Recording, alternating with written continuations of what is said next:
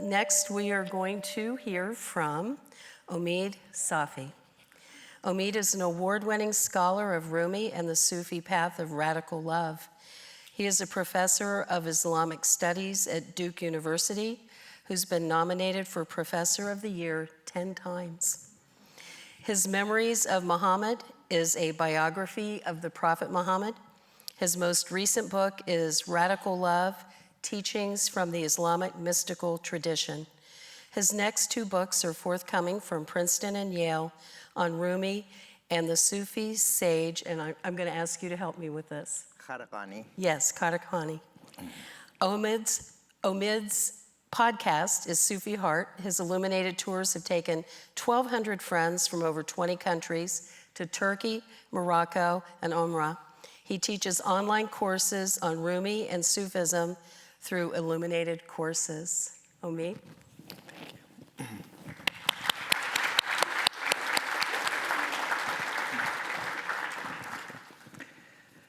Good morning, friends. Good morning. Assalamu alaikum. May the peace of God enfold you. I would love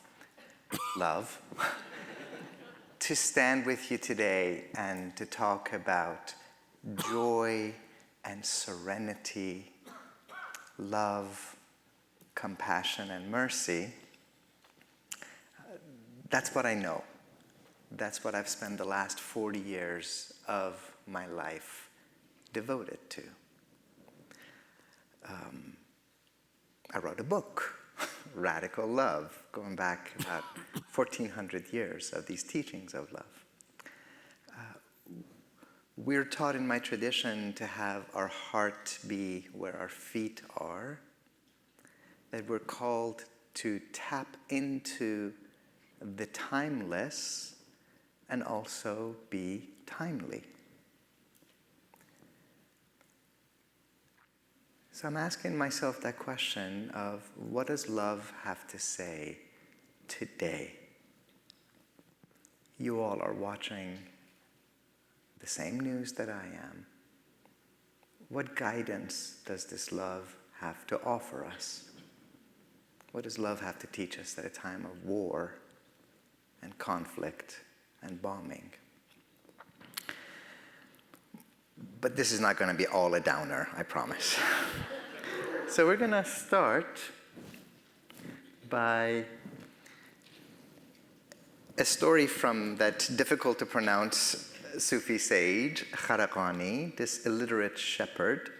And he tells a wonderful story of these two brothers, one of whom he calls the praying brother. He spends morning, noon, and night in prayer to God. And the other one spends morning, noon, and night taking care of their mother, their older, sick, vulnerable mother. He does the basic prayers.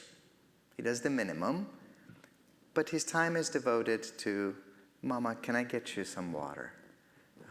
Mama, can I help you stand up and go to the bathroom? Mama, do you need something to eat?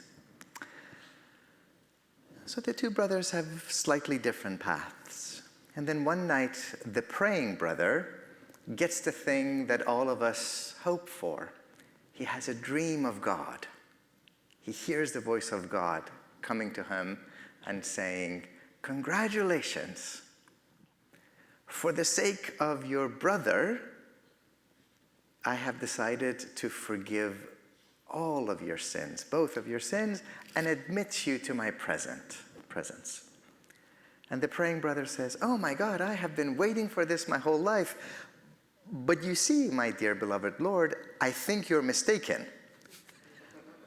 I think what you meant to say, oh God, is that for my sake, for the sake of all of my prayers, all of my devotions, you have decided to forgive both of us, because you see, I'm the praying brother. And Kharaqani ends that story by sort of a mic drop moment in which God responds, no, I'm pretty clear about whom I'm speaking with. You see, all of those prayers that you did for me, I have no need of.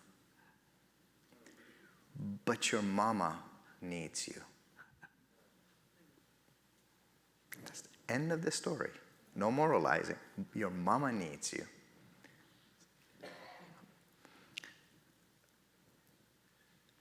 Who needs us today? Right? I have been haunted. I'm a Baba. I'm a father of 5 children. I make a point, I do not show bloody bodies and things like that. People deserve the dignity even in their death. But this is one of the lucky ones who has survived. And they have an acronym for them now, which we did not have before. WCNSF. Wounded child, no surviving family. Every single person who has ever loved this child has been killed. What does love have to say to them? Right? We know history and politics, and there's a time for that. As a being of love, what do we have to say to children like this?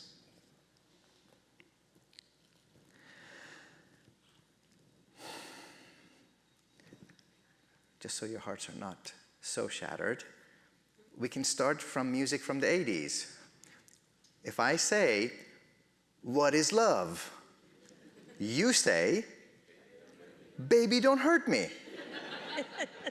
That's the starting point. What is love? Baby, don't hurt me. Right? We're going to get to the love of God. We're going to get to ecstatic, mystical love. Can we begin with, "Baby, don't hurt me. Don't bomb me. Don't deprive me of food. Don't take my land." And then we can do better. We are fortunate to have prophets and prophetesses, sages, Buddhas, and illuminated teachers. When our beloved prophet ascends to God and has this face-to-face encounter with Allah, which is really the model for us for everything that we do, God gives him a choice, and it's the same choice that the bodhisattvas have been given. You can stay in this state of bliss for as long as you wish. And he's too respectful of God to say yes or no. The only thing that he can mutter is people, humanity, creation. I cannot stay in bliss until every last soul has an opportunity to ascend. That's what we're called to in this way. I want us to talk a little bit about Rumi, this beautiful beacon of love. He lived in an age, if it's possible, even more difficult than ours. 10% of the world's population was wiped out at a time that he lived. And yet he stands up and he says, "I know you're tired. I know you are hurt. Come, this is the way." He says, "If you have lost heart in the path of love, flee to me without delay." He reminds us that love is not a feeling, love is not a sentiment. As I tell my teenager, love is not an emoji, right? You don't text love. You do love. You live love, you embody it. And ultimately, it's not our love, it is God's love. Because God is love. It is love that brought us here. It is love that sustains us here. And it is this cosmic river that is erupting out of God. And if we can just, for one breath, get over our own fine self, and merge into this river of love, it's going to carry us back home. But this river has to be like sunshine, has to fall on everyone and everything. Has to be like air. The air that we breathe in this room is the air that all the trees and all the plants and all the animals breathe. We are connected together, and this love cannot be allowed to stay tribal, national. Rumi says at one point again, you and I should live as if you and I never heard of a you and an I.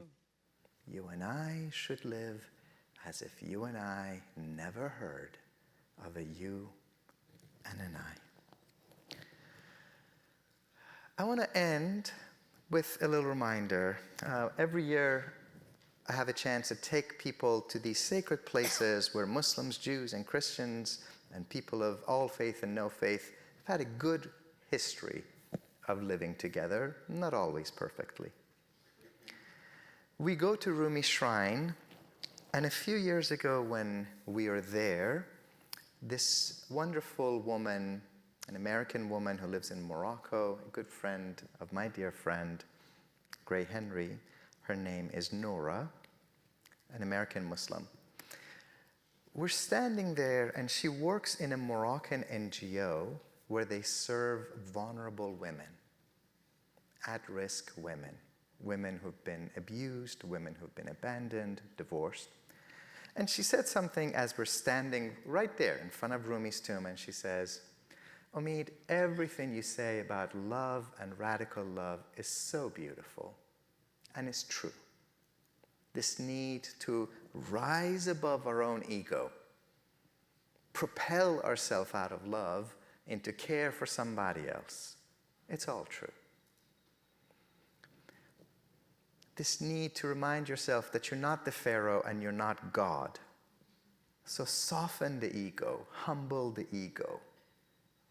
But you see, I spend all of my time working with women who've been told their whole life that they're already a nothing and a nobody.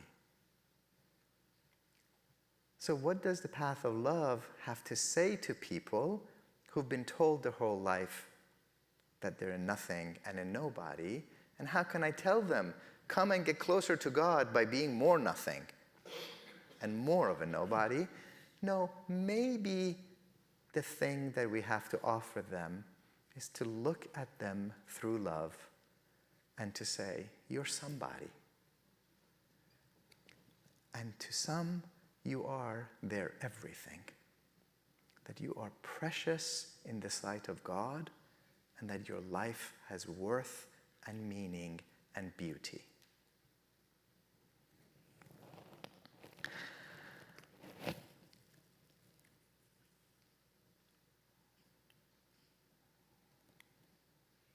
I've taken up the time that I had. I'm going to abuse my privilege for one more minute. And maybe never be invited back. This is one of the great female saints of my tradition, born a Christian, enslaved for a while, and she becomes a great Muslim mystic. Her name is Rabia. In the way that we remember her, it's that she's running through town with a lit torch on one hand and a bucket of water or vase in the other hand, the juxtaposition of opposites. It's a weird image. And people are like, Rabia, what you doing? And she's like, I'm going to find heaven, and I'm going to burn it down. I'm going to find hell. If you're Southern, you know that hell has 3 syllables. Hail. I grew up speaking Persian, I learned English, and then I figured out, I also have to learn Southern. It's a whole other thing. I'm going to quench the fires of hail so that people have no reason left to worship God other than God. Right? And she says, my Lord, if I worship you out of fear of hell, burn me in it. If I worship you out of this transactional thing of trying to get into heaven, make it forbidden to me. But if I worship you only for your own sake, do not withhold from me your everlasting beauty. And the story from her that I'm ending with is, there's one day she's walking, there's a preacher on a pulpit, preaching at a mosque or a church or a temple, and he's repeating the Gospels, right? Knock, and it shall be opened unto you. Ask, and it shall be granted unto you. Rabia sticks her head in, and she's like, what did you say? This preacher is annoyed that this woman has interrupted his beautiful speech, and he goes, woman, I said, knock, and it shall be opened unto you. And Rabia says, fool, the door was never closed. Rumi grows up on this, and he says, sweetheart, you have been knocking and knocking and knocking at the door of God. My beloved, you're knocking from the inside. You're already within. You're already home. Let's figure out what love has to say when you're already inside of God.